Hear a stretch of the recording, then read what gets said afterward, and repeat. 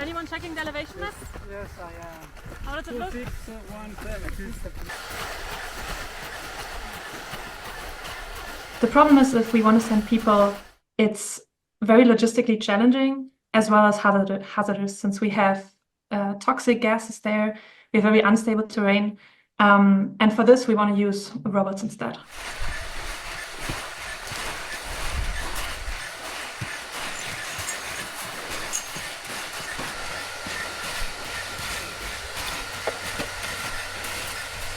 How the robot actually moves its motors in a coherent way is trained via reinforcement learning. And this allows the robot to develop very robust control algorithms that actually make it overcome difficult terrain, such as what we encountered in the on the volcanic site.